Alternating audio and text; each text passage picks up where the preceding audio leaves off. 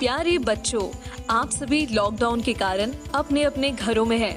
ऐसे समय में हम लेकर आए हैं आपके लिए डिजी साथ कार्यक्रम। इसके माध्यम से आप प्रत्येक दिन सोमवार से शुक्रवार तक पूर्वाह्न 10 से 12 तथा अपराह्न 1 से 2 बजे तक अपने अपने कक्षाओं के अनुरूप कार्यक्रम देख सकेंगे। स्कूली शिक्षा एवं साक्षरता विभाग, झारखंड। नमस्ते दोस्तों, झारखंड सरकार के डीजी साथ प्रोग्राम में आप सभी का एक बार फिर से स्वागत है। आज के इस वीडियो में हम दूरदर्शन के माध्यम से क्लास 10 और क्लास 12 की पढ़ाई करेंगे। तो चलिए देख लेते हैं कि आज हम क्या पढ़ेंगे। दोस्तों, क्लास 10 में हम सोशल साइंस के पाठ वन और वन्य जीव संसाधन को पढ़ेंगे। इंग्लिश के हम chapter from the diary of Anne Frank को पढ़ेंगे। इसी तरह क्लास 12th में हम केमिस्ट्री के चैप्टर वैद्युत रसायन के भाग 3 को पढ़ेंगे और इसी तरह बायोलॉजी में जीवों में जनन के भाग 1 और भाग 2 को पढ़ेंगे। इन सभी वीडियो के साथ हम कुछ रोचक प्रश्नों को भी हल करेंगे। दोस्तों, आप सबसे उम्मीद है कि आपने अपनी कॉपी और कलम अपने साथ रखी होगी, जिसमें आप जरूरी बातों को नोट करेंगे। तो चलिए शुरू करते हैं आज का एपिसोड।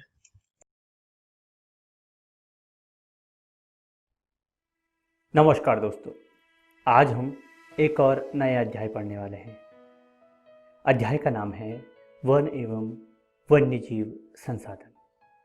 आज हम इस अध्याय का पहला भाग पढ़ेंगे। तो चलिए इस अध्याय को पढ़ने से पहले देख लेते हैं आज हम क्या क्या पढ़ने वाले हैं।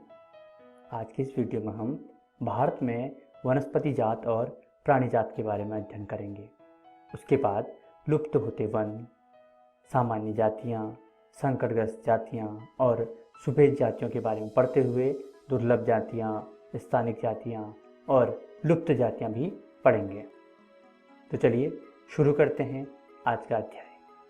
दोस्तों, इस ग्रह पर हम सूक्ष्म जीवाणु और बैक्टीरिया, जोंक से लेकर वृक्ष, हाथी, ब्लू व्हेल तक करोड़ों दूसरे जीवधारियों के साथ रहते हैं। अत्यधिक जैव विविधताओं से भरा हुआ मानव और दूसरे जीवधारी एक जटिल पारिस्थितिकी का निर्माण करते हैं, जिसका हम मात्र एक हिस्सा हैं और अपने अस्तित्व के लिए इसके विभिन्न तत्वों पर निर्भर करते हैं। उदाहरणतः वायु, जिसमें हम सांस लेते हैं, जल, जिसे हम पीते हैं, और मृदा, जो अनाज पैदा करती है।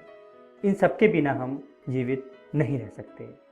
पौधे, पशु और सूक्ष्मजीवी इनका पुनः सृजन करते हैं। दोस्तों, यदि आप अपने आसपास नज़र दौड़ाते हैं तो आप पाएंगे कुछ ऐसे प्राणी और पौधे हैं जो आपके क्षेत्र में ही पाए जाते हैं। वास्तव में भारत जैव विविधता के संदर्भ में विश्व के सबसे समृद्ध देशों में से एक है। भारत में विश्व की सारी जैव उपजातियों की 8% संख्या पाई जाती है। यह लगभग 16 लाख है। यह भी खोजे जाने वाली उपजातियों से 2 या 3 गुना है। आप पहले ही भारत में पाए जाने वाले वनों और वन्यजीव संसाधनों के क्षेत्रफल के किस्मों के बारे में पढ़ चुके हैं। आपने सोचा होगा कि इन संसाधनों का आपके दैनिक जीवन में क्या महत्व है। ये विभिन्न प्राणी जात और वनस्पति जात हमारे हर रोज के जीवन में इतने गुथे हुए हैं कि हम इनकी कद्र नहीं करते, किंतु पर्यावरण के प्रति हमारी असंवेदना के कारण पिछले कुछ समय से इन संसाधनों पर भारी दबाव पड़ा है। कुछ अनुमान यह कहते हैं कि भारत में 10% वन्य जीव वनस्पति और 20% स्तनधारियों को लुप्त होने का खतरा है। इनमें से कई उपजातियां तो नाजुक अवस्था में हैं और लुप्त होने के कगार पर हैं। वास्तव में कोई नहीं बता सकता कि अब तक कितनी प्रजातियां लुप्त हो चुकी हैं। आज हमारा ध्यान अधिक बड़े पौधों और प्राणियों की ओर है। हमें यह लगता है कि ये लुप्त हो रहे हैं, परंतु छोटे प्राणी जैसे कीट और पौधे भी महत्वपूर्ण होते हैं।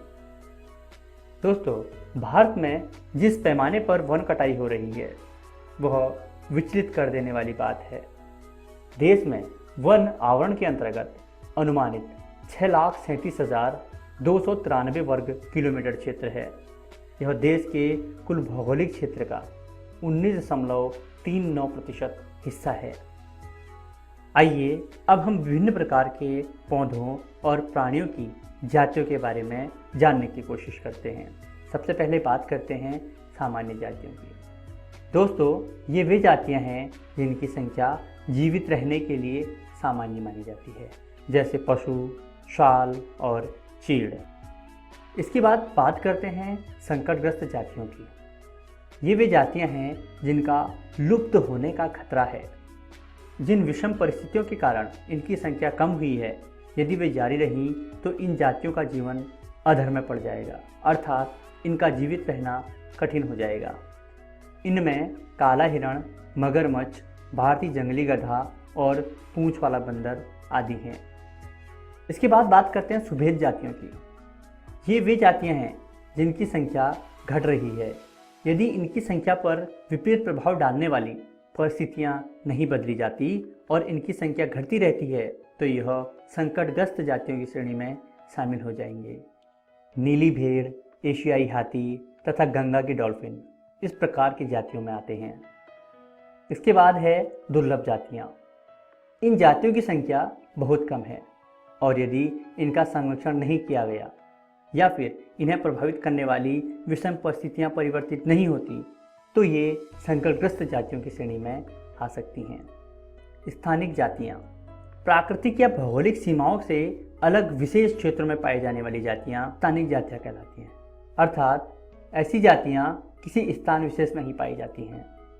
अंडमानी टील, निकोबारी कबूतर तथा अरुणाचल के मिथुन इसी वर्ग में आते हैं। लुप्त जातियां ये वे जातियां हैं जो वर्तमान में दिखाई नहीं देती, अर्थात अब ये लुप्त हो चुकी हैं।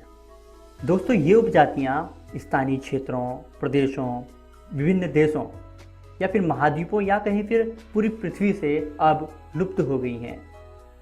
ऐसी उपजातियों में एशियाई चीता और गुलाबी सर वाला बतख प्रमुख हैं।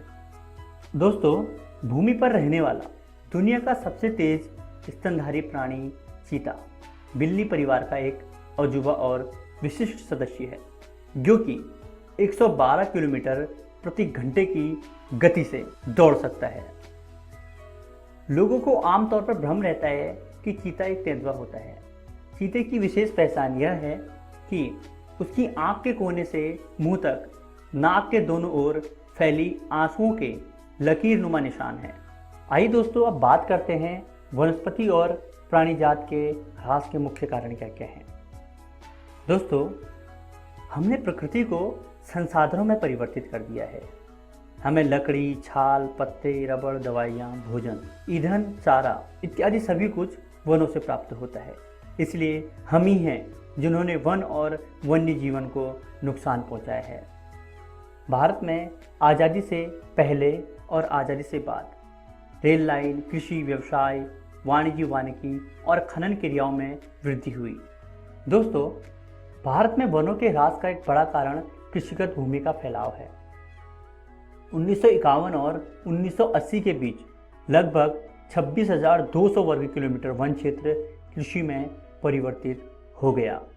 अधिकतर जनजातीय क्षेत्रों, विशेषकर पूर्वोत्तर और मध्य भारत में झूम खेती के चलते वनों की कटाई शुरू हो गई। इसके अलावा लोगों के शौक या फिर उनकी शिकार की प्रवृत्ति ने भी वन्य जीवों पर नकारात्मक प्रभाव डाला है। साथ ही बड़ी विकास परियोजनाओं ने भी वनों को बहुत नुकसान पहुंचाया है। 1952 नदी घाटी परियोजनाओं के कारण 5,000 वर्ग किलोमीटर से अधिक वन क्षेत्रों को साफ करना पड़ा।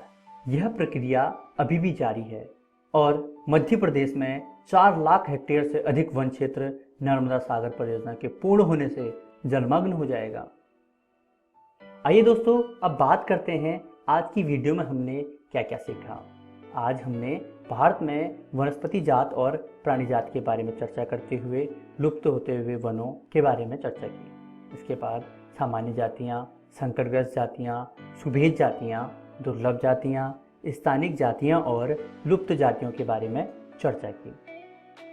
अगली वीडियो में हम इसी अध्याय का अगला भाग पढ़ेंगे, जिसके अंतर्गत वन्य जीवों पर मानवीय प्रभाव, वन और वन्यजीव संरक्षण, वन और वन्यजीव संसाधनों के प्रकार तथा समुदाय और वन संरक्षण को पढ़ते हुए बाघ परियोजना की भी चर्चा करेंगे। आशा करते हैं आपको यह वीडियो बहुत पसंद आई होगी। धन्यवाद।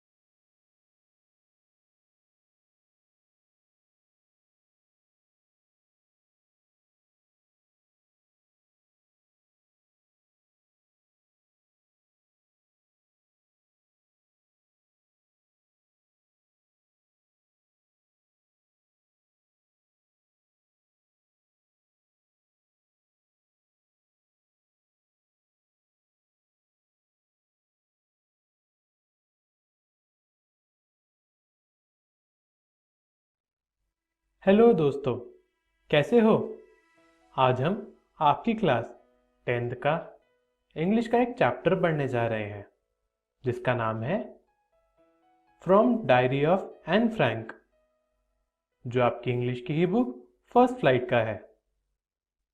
देखिए दोस्तों, ये चैप्टर एक लड़की जिसका नाम एन फ्रैंक था उसकी डायरी एंट्री का एक हिस्सा है।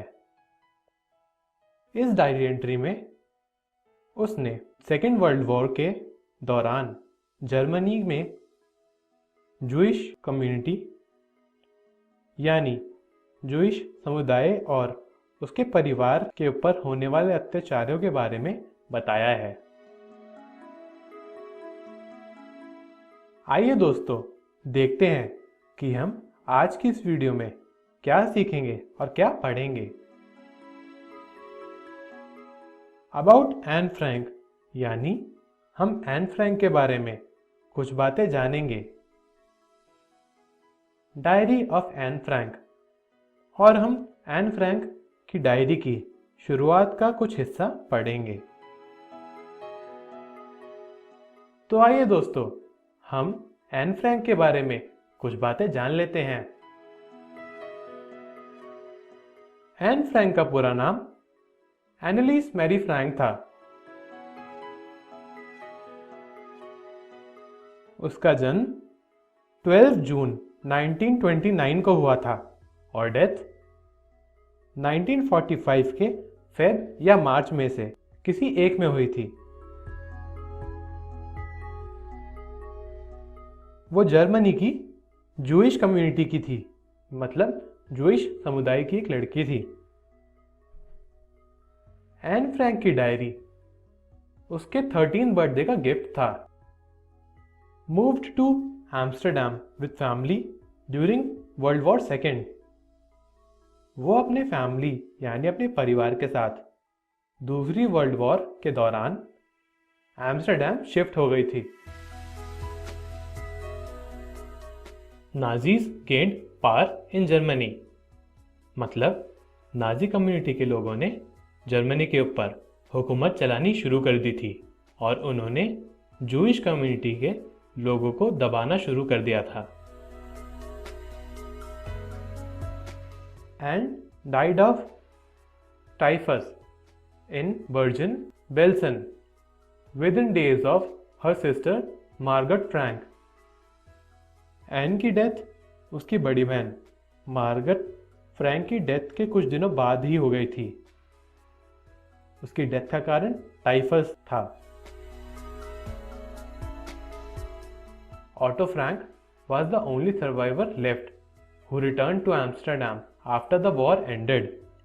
Otto Frank यानी जोआन फ्रैंक के पिता थे, सिर्फ वो ही बचे थे वॉर यानी जंग के खत्म होने के बाद, जो एम्स्टर्डम लौटे थे। तो दोस्तों, एन फ्रैंक ने अपनी डायरी में कुछ इस तरह लिखा था।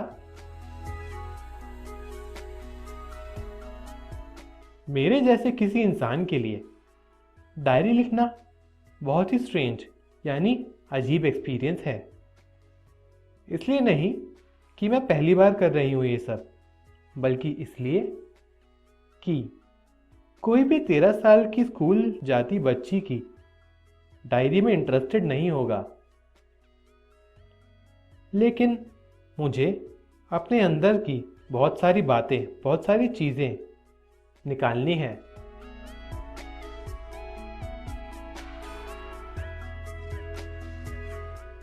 वैसे एक बात तो कहनी पड़ेगी, और मैं मान रही हूं कि paper has more patience than people. मतलब किसी कागज़ में किसी व्यक्ति से ज़्यादा पेशेंस यानी ज़्यादा सब्र होता है। मैं ये कहना चाहती थी जब मैं घर पर बैठे बैठे बोर हो रही थी और थोड़ी उदास भी थी, और मैं ये डायरी किसी को भी पढ़ाने का प्लान नहीं कर रही हूँ जब तक मेरे पास कोई ट्रू फ्रेंड यानी कोई सच्चा दोस्त नहीं है। क्योंकि एक पेपर, एक कागज़ का टुकड़ा किसी इंसान से ज़्यादा भरोसेमंद होता है। दोस्तों, मैं एक चीज़ क्लियर कर देती हूँ। अब ये तो कोई भरोसा करेगा ही नहीं कि एक 13 साल की लड़की पूरी दुनिया में अकेली है, और मैं हूँ भी नहीं। मेरे पास लविंग पेरेंट्स यानी बहुत प्यार करने वाले माता पिता हैं। एक 16 साल की बड़ी बहन है जिसका नाम मार्गरेट फ्रैंक है, और भी 30 लोग हैं जिन्हें मैं फ्रेंड्स बोलती हूँ यानी दोस्त मानती हूँ। भले ही ये लगता है कि मेरे पास सब कुछ है, मैं बहुत ही खुश हूँ, किसी चीज़ की कोई भी कमी नहीं है, लेकिन ऐसा नहीं है। मुझे अभी भी एक ट्रू फ्रेंड की तलाश है, मतलब एक सच्चे दोस्त की तलाश है। मेरे पास कोई भी दोस्त नहीं है जिससे मैं अच्छे से बातें कर सकूं, जो मेरे बहुत ज़्यादा क्लोज हो, उससे मैं अपने दिल की बात बता सकूं। इसलिए मैंने इस डायरी में लिखना शुरू कर दिया है। जब तक मुझे कोई अच्छा दोस्त नहीं मिल जाता, मैं बाकी लोगों की तरह इस डायरी में कोई भी फैक्ट्स या कोई इंपॉर्टेंट चीज़ें नहीं लिखने वाली हूँ। मैं इस डायरी को अपने दोस्त की तरह मानूंगी। मैं इस डायरी में अपनी दिल की बातें लिखूंगी, जैसे कोई व्यक्ति अपने सच्चे दोस्त से बातें कर रहा हो। मैं वैसे ही बातें इस डायरी में लिखूंगी। अब से ये डायरी मेरी दोस्त है, और मैं इस डायरी का नाम किटी रखूंगी।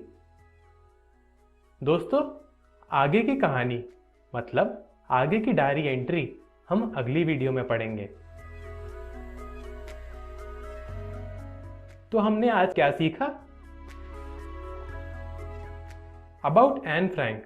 हमने एन फ्रैंक के बारे में कुछ बातें पढ़ी, कुछ बातें जानी, जैसे कि एन फ्रैंक का पूरा नाम एनालिस मैरी फ्रैंक था। वो जर्मनी की रहने वाली थी। डायरी ऑफ एन फ्रैंक, और हमने एन फ्रैंक की शुरुआत की डायरी एंट्री पढ़ी। दोस्तों, आप सब भी अपने घर जाकर अपनी बुक फर्स्ट फ्लाइट से chapter from the diary of Anne Frank ज़रूर पढ़ें, ताकि आपको सब अच्छे से समझ आ जाए। अगली वीडियो में हम डायरी ऑफ एन फ्रैंक पढ़ेंगे, मतलब आगे की डायरी एंट्री पढ़ेंगे। Thank you. हेलो दोस्तों, कैसे हो? पिछली वीडियो में हमने आपकी क्लास 10th का एक चैप्टर शुरू किया था जिसका नाम है from the diary of Anne Frank, जो आपकी इंग्लिश की ही बुक फर्स्ट फ्लाइट का है। तो दोस्तों, क्या आप सभी को याद है कि हमने पिछली वीडियो में क्या पढ़ा था और क्या सीखा था?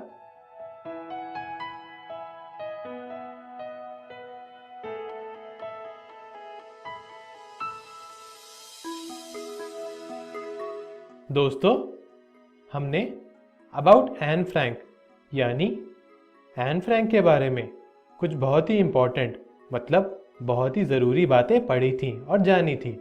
जैसे कि एन फ्रैंक का पूरा नाम एनालिस मैरी फ्रैंक था। उसको वो डायरी अपने 13 बर्थडे पर गिफ्ट यानी तोहफे के रूप में मिली थी और उसने अपनी डायरी का नाम किटी रखा था। Beginning of diary entry by Anne Frank. और हमने एन फ्रैंक की डायरी एंट्री पढ़ी थी जिसमें उसने अपने बारे में कुछ बातें बताई थी, जैसे कि वो अपने परिवार के साथ रहती थी जिनसे वो बहुत ही प्यार करती थी।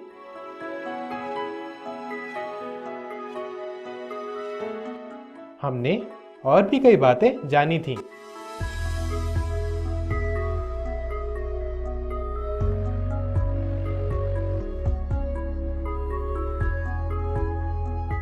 तो आइए दोस्तों, देखते हैं कि आज की इस वीडियो में हम क्या पढ़ेंगे और क्या सीखेंगे।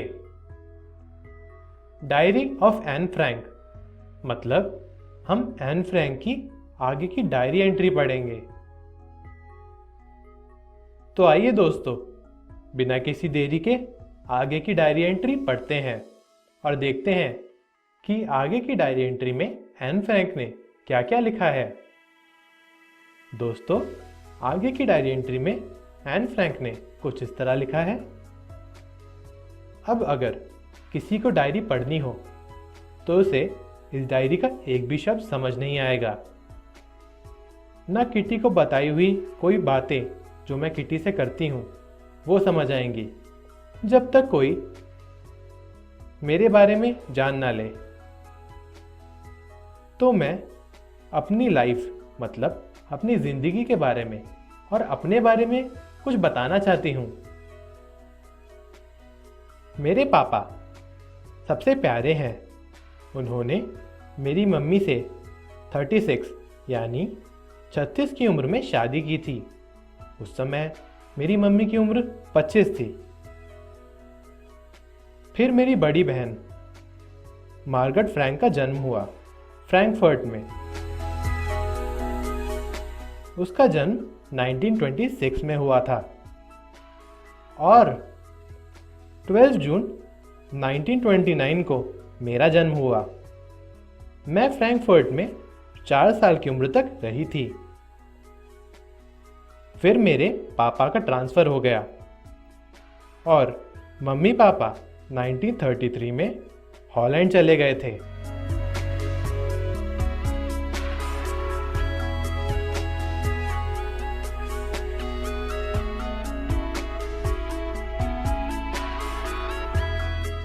मैं और मेरी बड़ी बहन मार्गरेट फ्रैंक आचेन चले गए थे मेरी दादी के पास।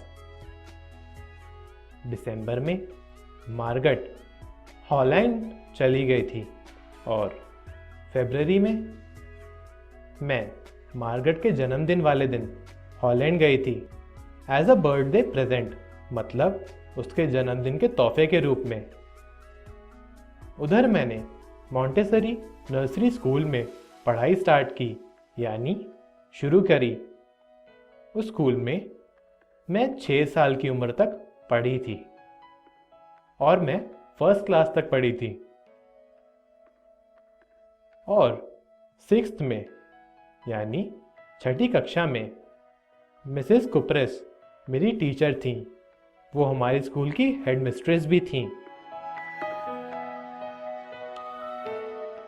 जब साल खत्म हुआ यानी साल के अंत में मैं और मिसेस कुपरस बहुत रोए थे क्योंकि वो साल मेरा स्कूल में आखिरी साल था और मैं और मिसेस कुपरस एक दूसरे को अलविदा कह रहे थे।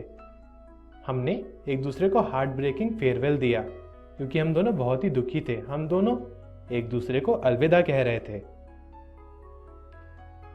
1941 की गर्मियों में मेरी ग्रैंड मदर यानी मेरी दादी बहुत बीमार हो गई थी। उनका ऑपरेशन भी हुआ था, इसलिए मेरा बर्थडे यानी मेरा जन्मदिन कुछ बहुत ही धूमधाम से नहीं मनाया गया था। 1942 की जनवरी में दादी की डेथ हो गई थी। उस साल मेरा बर्थडे दादी को श्रद्धांजलि देने के लिए मनाया गया था। उस साल दादी के नाम की भी एक कैंडल जलाई गई थी उनकी शांति की दुआ के लिए। ये बात किसी को भी नहीं पता कि मैं उन्हें कितना याद करती हूँ और उनसे कितना प्यार करती हूँ। जब भी कुछ अच्छा या कुछ बुरा होता है मेरे दिमाग में हमेशा मेरी दादी का ख्याल आता है। तो हम आज के दिन 20 जून 1942 पर वापस आ जाते हैं और मैं बताना चाहूँगी कि हम सभी बहुत खुश हैं। हम चारों मतलब मेरे पापा, मेरी मम्मी, मेरी बड़ी बहन और मैं बहुत ही खुश हैं। दोस्तों, आगे की कहानी हम अगली वीडियो में पढ़ेंगे। तो दोस्तों, आज की इस वीडियो में हमने क्या सीखा? Diary of Anne Frank. हमने एन फ्रैंक की डायरी में लिखी हुई कुछ बातें पढ़ी, जैसे कि हमने एन फ्रैंक के बारे में, एन फ्रैंक के परिवार के बारे में कुछ बातें जानी, जो थी एन फ्रैंक के माता और पिता 1933 में हॉलैंड शिफ्ट हो गए थे। एन फ्रैंक और मार्गरेट फ्रैंक जो उनकी बड़ी बहन थी, वो कुछ समय के लिए अपनी दादी के पास रह रहे थे। दिसंबर में मार्गरेट फ्रैंक भी हॉलैंड चली गई थी और फरवरी में मार्गरेट के जन्मदिन के दिन एज बर्थडे प्रेजेंट यानी जन्मदिन के तोहफे के रूप में एन फ्रैंक मार्गरेट के पास गई थी। 1941 में गर्मियों में एन फ्रैंक की दादी की तबीयत बहुत खराब हो गई थी और 1942 के जनवरी में उनकी डेथ हो गई थी। दोस्तों, आप सभी अपने घर जाकर अपनी बुक फर्स्ट फ्लाइट से from the diary of Anne Frank chapter ज़रूर पढ़ें ताकि आपको सब अच्छे से समझ आए और भी मज़ा आए आगे पढ़ने में। अगली वीडियो में हम diary of Anne Frank chapter पढ़ेंगे, मतलब आगे की कहानी पढ़ेंगे। Thank you.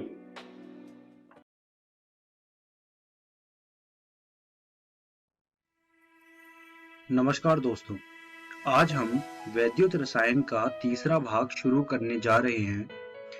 वीडियो को शुरू करने से पहले आइए देख लेते हैं कि हम आज कौन कौन से चीजों के बारे में पढ़ने वाले हैं। सबसे पहले हम मोलर चालकता के बारे में पढ़ेंगे। उसके बाद हम प्रबल विद्युत अपघट्य के बारे में पढ़ेंगे और आखिरी में हम दुर्बल विद्युत अपघट्य के बारे में पढ़ेंगे। आइए शुरू करते हैं मोलर चालकता से। मोलर चालकता और चालकता के बीच निम्नलिखित संबंध है। एम लैम्डा एम बराबर कप्पा अपॉन में सी। ये चीज आप अपनी कॉपी में लिख लीजिए। जितनी भी चीजें स्क्रीन पर लिखी हैं, लैम्डा एम, कप्पा और सी, आइए इनकी इकाई देख लेते हैं। तो इन मात्राओं की इकाई निम्न प्रकार से है। जो कप्पा की इकाई है वो सीमन सेंटीमीटर इनवर्स है। सी की जो इकाई है वो है 1000 लीटर पर मीटर क्यूब गुणा मोलरता, और मोलरता की इकाई मोल पर लीटर होती है। उसके बाद लैम्डा एम की इकाई है सीमन्स सेंटीमीटर इनवर्स।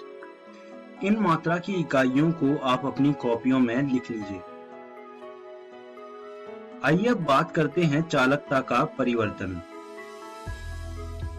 आप अपने सामने एक ग्राफ देख सकते हैं। ग्राफ में चालकता और C के बीच में एक हमने ग्राफ बनाया है। तो आप देख सकते हैं CH3COOH के लिए वो ग्राफ एक कर्व की आकार में जा रहा है और वहीं KCl के लिए वो जो कर्व है वो एक सीधी रेखा है।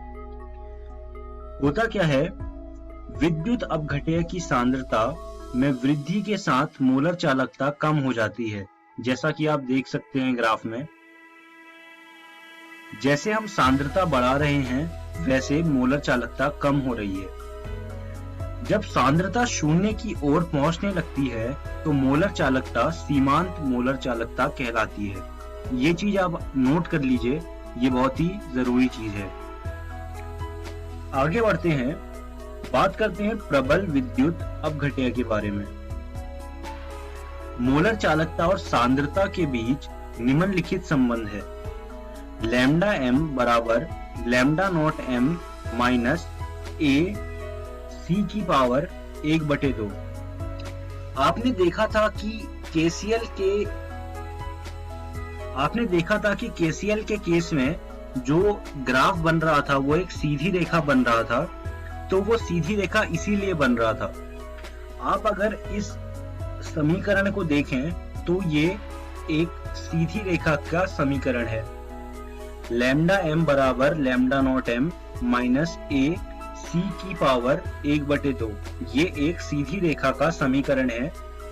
यही कारण है कि जो हमारा ग्राफ बन रहा था KCl के लिए, जो कि एक प्रबल विद्युत अपघट्य है, वो एक सीधी रेखा बन रहा था। तो ये होते हैं प्रबल विद्युत अपघट्य। अब बात करते हैं कोलराउस नियम की। एक विद्युत अपघट्य की सीमांत मोलर चालकता को उसके धनायन एवं ऋणायन के अलग अलग योगदान के योग के बराबर निरूपित किया जा सकता है। इसे कोलराउस लॉ कहते हैं। जैसे हमने NaCl के लिए लिखा है, उसकी जो सीमांत मोलर चालकता है NaCl की, वो बराबर होगी Na+ की सीमांत मोलर चालकता प्लस Cl- की सीमांत मोलर चालकता। ये कोलराउस नियम होता है।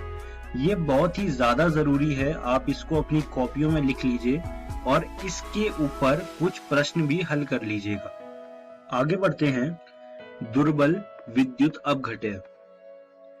यह अल्प वियोजित होते हैं और इसमें जो अल्फा की वैल्यू आती है वो बराबर होती है lambda m upon lambda naught m। ये बहुत ही जरूरी चीज है, आप इसको अपनी कॉपियों में लिख लीजिए। यह होते हैं दुर्बल विद्युत अपघट्य। अब बात करते हैं Ka की समीकरण की। तो Ka का जो समीकरण होता है दुर्बल विद्युत अपघट्य का, वो आपके सामने है। आपने 11वीं कक्षा में एक 7वां अध्याय पढ़ा होगा। उस अध्याय में आपने Ka का जो समीकरण है वो लिखना सीखा होगा। अगर आपको याद नहीं तो आप घर जाकर एक बार कक्षा 11वीं की रसायन विज्ञान की किताब को खोलिए और उसमें जो 7वां अध्याय है उसे देखिए। उसमें आपको Ka का समीकरण मिलेगा, जो कि होता है C∝² अपॉन में 1 माइनस अल्फा।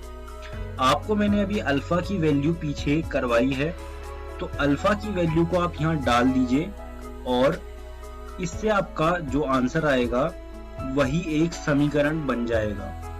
उस समीकरण का इस्तेमाल आपको अलग अलग प्रश्नों में करना होगा। तो ऐसे निकालते हैं हम Ka की वैल्यू। मैं आपको एक सुझाव दूंगा कि आप Ka की वैल्यू को निकालने के ऊपर अपनी NCERT रसायन विज्ञान भाग 1 से कुछ प्रश्नों को हल कर लीजिएगा। अब हम इस वीडियो के अंत में आ गए हैं और ये जानते हैं कि आज की इस वीडियो में हमने क्या क्या सीखा।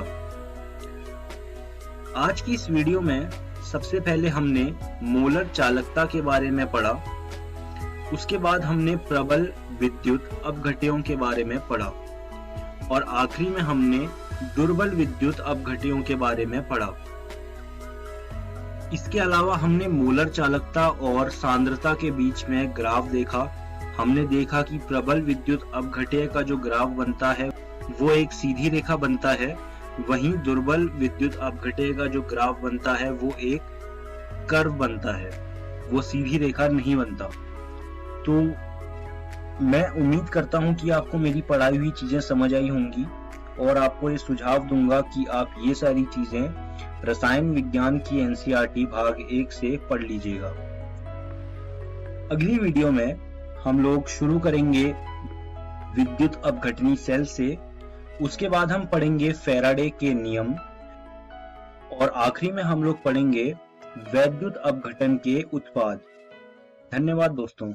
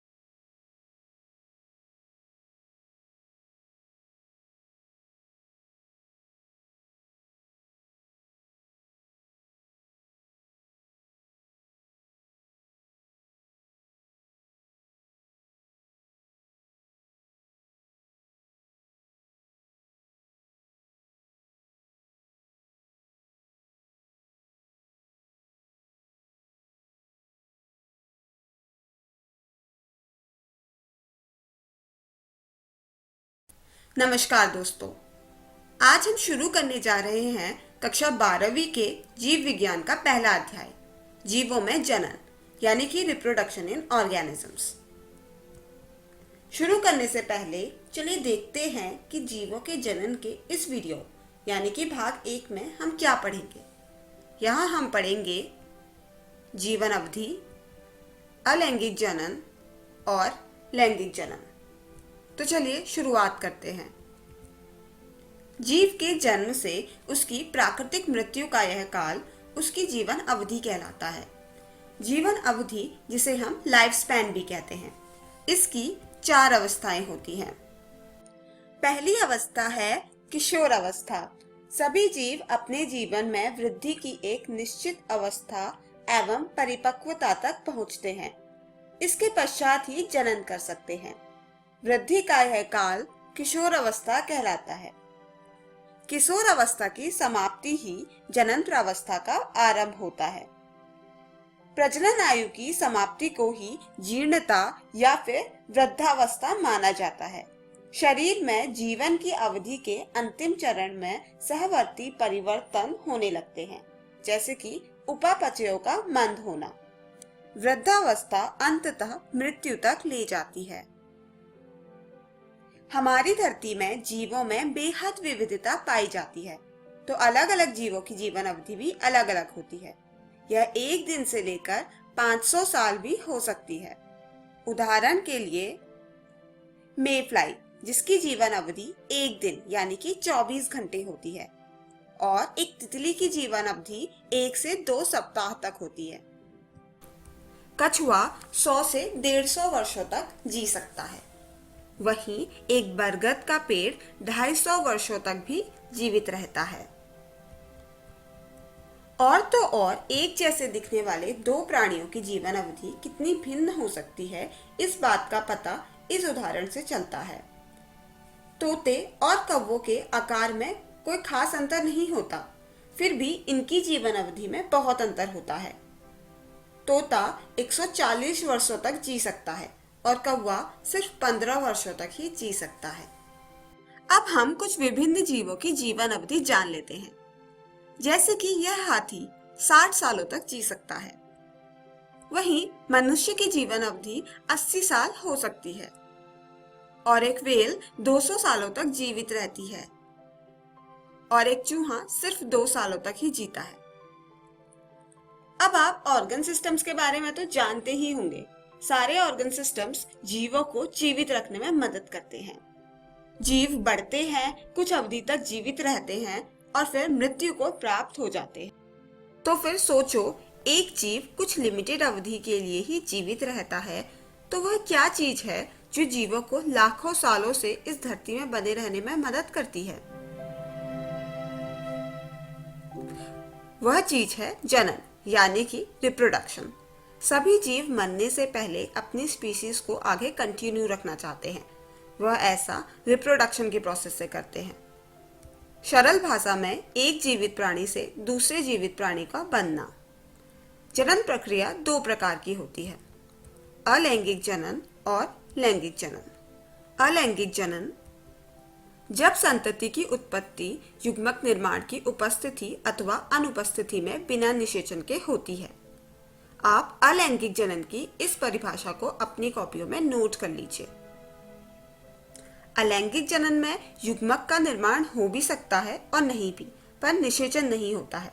इसमें सिर्फ एक जनक शामिल होता है। इस तरह के जनन से बनने वाली संतति एक दूसरे के एवं अपने जनकों के प्रतिलिपि होते हैं। ऐसे जीवों को क्लोन भी कहा जाता है। जैसा कि यहाँ पर दर्शाया गया है, बिना युग्मक के निर्माण के एक जीव दो में विभाजित हो रहा है और फिर यह प्रक्रिया आगे बढ़ती चली जाती है, 2 से 4, 4 से 8 एंड सो ऑन। इसे विखंडन कहते हैं। अक्सर अमीबा या बैक्टीरिया में यह देखा जाता है। इस प्रक्रिया को और इसके प्रकारों को विस्तार से हम अगली वीडियो में पढ़ेंगे। अगला है लैंगिक जनन। जब दो विपरीत लिंग वाले जनक जनन प्रक्रिया में भाग लेते हैं और जब नर और मादा युग्मकों में युग्मन होता है, उसे लैंगिक जनन कहते हैं। यह अधिकतर बहुकोशिकीय जीवों में पाया जाता है। उदाहरण के लिए पौधों में पराग नर पुष्प से मादा पुष्प तक कीटों की मदद से जाकर निषेचन की प्रक्रिया कर नया पौधा का निर्माण करता है। बाकी जीवों और मनुष्यों में भी विपरीत लिंगों वाले जनकों के युग्मकों के मिश्रण से लैंगिक जनन होता है, जिसमें जाइगोट का निर्माण होता है। तो आज की वीडियो में हमने पढ़ा जीवन अवधि और जनन। अब आप घर जाकर अपनी जीव विज्ञान की पुस्तक से इन टॉपिक्स को फिर से जरूर पढ़ें। अगली वीडियो में हम पढ़ेंगे अलैंगिक जनन और उसके प्रकार। धन्यवाद।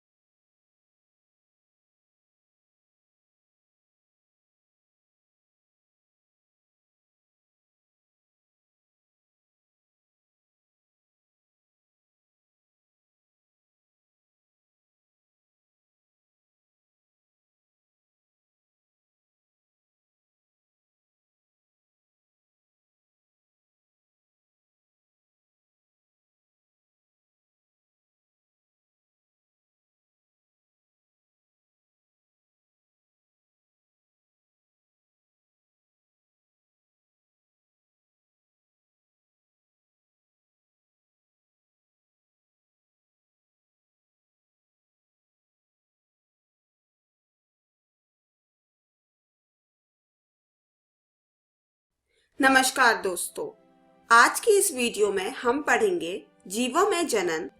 हमने इस वीडियो के पिछले भाग में यह पढ़ा था कि कोई भी जीव अपने ही जैसे किसी दूसरे जीव को जन्म देकर अपनी जाति की वृद्धि करता है और इस क्रिया को हम जनन कहते हैं। इस वीडियो में हम पढ़ेंगे अलैंगिक जनन और अलैंगिक जनन के प्रकार। तो चलिए शुरुआत करते हैं। जैसा कि अब हम सब जानते हैं कि अलैंगिक जनन क्या होता है। अलैंगिक जनन में नर तथा मादा दोनों जीवों की आवश्यकता नहीं होती और इस विधि में जीव अपनी संख्या निम्न 5 विधियों से बढ़ाते हैं: विखंडन, समविभाजन, मुकुलन, बीजाणुओं द्वारा और कायिक प्रवर्धन द्वारा। चलिए अब इन सभी विधियों के बारे में विस्तार से पढ़ते हैं। पहली विधि है विखंडन। इस प्रकार के अलैंगिक जनन में कोशिका विभाजन की प्रक्रिया से एक या एक से अधिक जीव बनते हैं। इसमें रिप्रोडक्टिव यूनिट जीव का पूरा शरीर होता है। तो इस विधि से बनने वाले जीवों की संख्या के आधार पर विखंडन दो प्रकार का हो सकता है, द्विविखंडन और बहुविखंडन। द्विविखंडन के उदाहरण हैं प्रोटिस्टा जैसे कि अमीबा, पैरामीशियम, बैक्टीरिया और कुछ एल्गी यानी कि शैवाल जैसे कि क्लैमिडोमोनास। बहुविखंडन के उदाहरण हैं प्लाज्मोडियम, मोनोसिस्टिस और अमीबा। पहले हम पढ़ेंगे द्विविखंडन को। जब विखंडन की प्रक्रिया द्वारा एक जीव से सिर्फ दो जीव बने उसे द्विविखंडन कहते हैं। पहले जीव कोशिका का केंद्रक विभाजित होता है और फिर कोशिका द्रव्य। इसका सबसे आम उदाहरण है अमीबा। पहले केंद्रक दो भागों में विभाजित हो जाता है, फिर जैसा कि आप देख सकते हैं उसके आसपास के कोशिका द्रव्य का भी विभाजन होता है और इसी प्रकार एक जनक अमीबा से दो अमीबा उत्पन्न होते हैं जो कि पेरेंट अमीबा के क्लोन होते हैं। बहुविखंडन। इस विधि में पूर्ण विकसित जीव के केंद्रक अनेक केंद्रकों में समसूत्री विभाजन द्वारा विभक्त हो जाते हैं। इसके परिणाम स्वरूप अनेक केंद्रक बनते हैं। इसके पश्चात प्रत्येक केंद्रक थोड़े थोड़े जीव द्रव्य के द्वारा घिर जाता है और अनेक संतति कोशिकाएं उत्पन्न होती हैं। इसका उदाहरण भी अमीबा हो सकता है क्योंकि अमीबा द्विविखंडन और बहुविखंडन दोनों विधियों से जनन कर सकता है। पहले अमीबा एक सिस्ट वॉल बनाता है, फिर उसके केंद्रक बहुत सारे केंद्रकों में विभाजित हो जाते हैं और फिर ढेर सारे अमीबा उत्पन्न होते हैं। इसका दूसरा उदाहरण मलेरिया फैलाने वाले प्लाज्मोडियम है। मच्छर के काटने से प्लाज्मोडियम के स्पोरोजोइट्स लीवर सेल में पहुंचते हैं। वहां पर वह बार बार बहुविखंडन की प्रक्रिया से विभाजित होकर बहुत सारे मीरोजोइट्स बनाते हैं। अगली विधि है मुकुलन जो कि ईस्ट में पाई जाती है। आइए इसे ईस्ट के ही उदाहरण से समझते हैं। पूर्ण विकसित जंतु के शरीर में से एक उभार विकसित होने लगते हैं जिन्हें मुकुल यानी कि बड कहते हैं। फिर मुकुल यानी कि बड के पास वाली कोशिका का केंद्रक विभाजित होकर दो केंद्रक बनाता है जिसमें से एक मुकुल यानी कि बड में चला जाता है और फिर वह मुकुल ईस्ट या जनक जीव से अलग होकर एक नए जीव का निर्माण करता है। इसका अगला उदाहरण हाइड्रा है। हाइड्रा में भी एक बड का निर्माण होता है जो कि बाद में पेरेंट बॉडी से अलग होकर एक नया जीव उत्पन्न करता है। स्पॉन्ज जैसे कुछ जीवों में बडिंग एंडोजेनस यानी कि जनक के शरीर के अंदर होती है। इन मुकुलों को गैम्यूल्स कहते हैं। यह गैम्यूल्स भी अलैंगिक जनन में मदद करते हैं। अगली विधि है समविभाजन यानी कि फ्रैगमेंटेशन। इसमें जीव के शरीर के छोटे छोटे भागों से पूर्ण नए जीवों का विकास होता है। इसका पहला उदाहरण है प्लेनेरिया। अगर इस प्लेनेरिया के प्राकृतिक या अप्राकृतिक किसी भी कारण से कुछ भाग हो जाए, जैसे मान लो 3, तो 3 नए प्लेनेरिया उत्पन्न हो जाते हैं। समविभाजन का अगला उदाहरण है स्पाइरोगायरा। सेम प्लेनेरिया की तरह ही स्पाइरोगायरा भी फ्रैगमेंटेशन शो करता है। अगली विधि है बीजाणुओं द्वारा अलैंगिक जनन।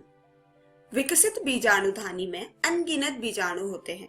बीजाणुधानी के अंदर केंद्रक अनेक बार विभक्त होकर बीजाणु बनता है।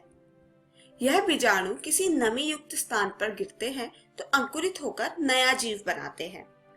इसको इस क्लिप के माध्यम से समझते हैं।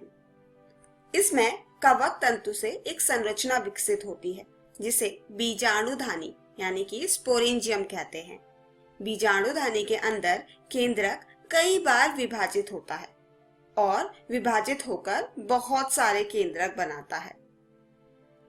इसमें से हर एक केंद्रक थोड़े से कोशिका द्रव्य को साथ में लेकर बीजाणु बन जाते हैं। परिपक्व होने पर बीजाणुधानी फट जाती है और बीजाणु मुक्त हो जाते हैं। प्रत्येक बीजाणु एक नया जीव बनाते हैं। इसका सबसे आम उदाहरण है क्लैमिडोमोनास। क्लैमिडोमोनास एक शैवाल होता है। क्लैमिडोमोनास में ज़ूस्पोर नाम के बीजाणुओं का निर्माण होता है, जो कि अलैंगिक जनन में मदद करते हैं। हर एक ज़ूस्पोर एक नया क्लैमिडोमोना बनाने में मदद करता है। कवकों में भी इस विधि द्वारा अलैंगिक जनन देखा गया है। पेनिसिलियम भी इसका एक उदाहरण है। पेनिसिलियम में कोइनिडिया नाम के बीजाणु बनने से अलैंगिक जनन संपन्न होता है। पौधों में भी अलैंगिक जनन होता है। यह कायिक प्रवर्धन की प्रक्रिया से होता है।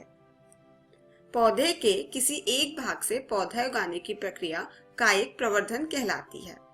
यह कलिकाएं पौधों के तने, जड़ तथा पत्तों पर हो सकती है। तने का उदाहरण है आलू और अदरक, जड़ों का उदाहरण है स्वीट पोटैटो और पत्तों का उदाहरण है ब्रायोफिलम। चलिए विस्तार में देखते हैं। आलू के पौधे के तने में कलिकाएं होती हैं, जिन्हें आई कहते हैं, जो कि बाद में अंकुरित होकर नया पौधा बनाती हैं। और अदरक में प्रकंद होते हैं, जिनमें नोड्स और मुकुल यानी कि बड होते हैं, जो कि कायिका प्रवर्धन में मदद करते हैं। मुकुल नए अदरक के पौधे को जन्म देता है, जबकि नोड्स एडवेंटिशियस रूट्स में तब्दील हो जाती हैं, जो कि पानी और खनिज अवशोषित करने में मदद करती हैं। ब्रायोफिलम अपनी पत्तियों में बड विकसित कर लेता है और इन बड्स यानी कि मुकुल से नया पौधा विकसित होता है। इस वीडियो में हमने पढ़ा अलैंगिक जनन और अलैंगिक जनन के प्रकार, जो कि हैं विखंडन, समविभाजन, मुकुलन, कायिक प्रवर्धन और बीजाणुओं द्वारा। अब आप अलैंगिक जनन के इस टॉपिक को अपनी जीव विज्ञान की एनसीईआरटी की पुस्तक से जरूर पढ़ें। अगली वीडियो में हम पढ़ेंगे लैंगिक जनन। धन्यवाद।